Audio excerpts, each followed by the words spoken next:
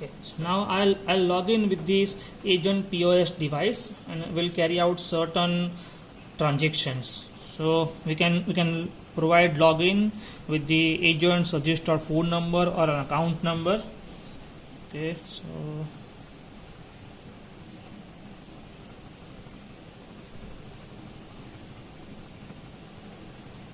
and we can use password, or instead of password, if you want to implement a biometric authentication from here, we can also do that. So we can use either password or biometric authentication for the login. So as soon as agent authenticate himself, we can see the dashboards, and on the dashboard we can see various functions which an agent can do. As you can see over here on the profile section,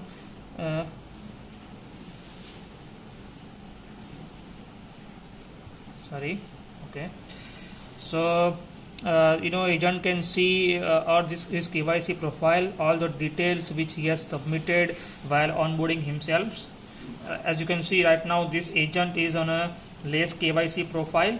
If we want to implement multiple KYC models like less KYC and full KYC, we can provide a feature over here where agent can upgrade his profile from less KYC to full KYC, and we can define what additional parameters, what additional informations, or what additional document types needed to upgrade his profile from less KYC to full KYC.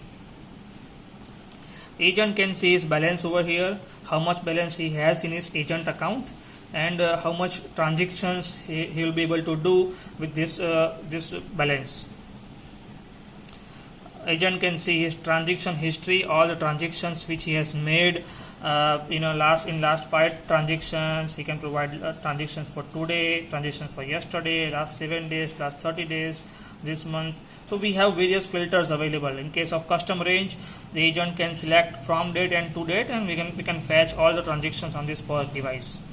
We also have certain filters like all the transactions where the money has moved from system to agent account, all the money has gone out from agent account to customer or to system, all the mobile top-up transaction, digital TV, withdrawal, redemptions, deposits, all the P2P transfers, all those transactions you can see over here.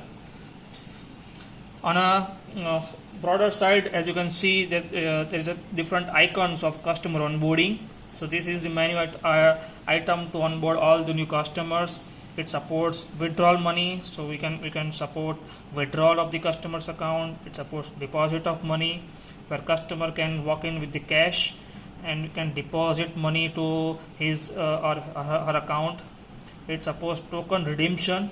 That means any of the customer who wants to transfer money directly from his bank account, or if he has a cash and he wants to transfer money to some other different city or even to different countries. So we support both domestic remittance as well as international remittance. And in case, let's say, we want to reverse the transactions, be it for onboarding or be it for deposits or withdrawal, we can support that. On the downside, as you can see, we also support the payment transactions, where the agent can provide various kind of payment services like mobile top-ups, IPTV, digital TV, electricity payments, water payments. So all those services which you can see over here, these are dynamic. We can implement as many as new services as we want on this device. We just have to configure these services on the admin portal, and with just click of a button we can add these services on this POS device.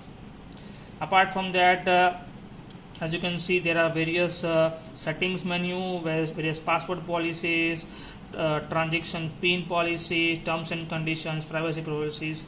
Those are basic things which you can see over here. We can also implement some additional new services over here. Let's say we want to onboard or we want to capture feedback of the customer who are interested for the loans. We want to use this POS device for the loan collections. So all those new use cases we can support as well.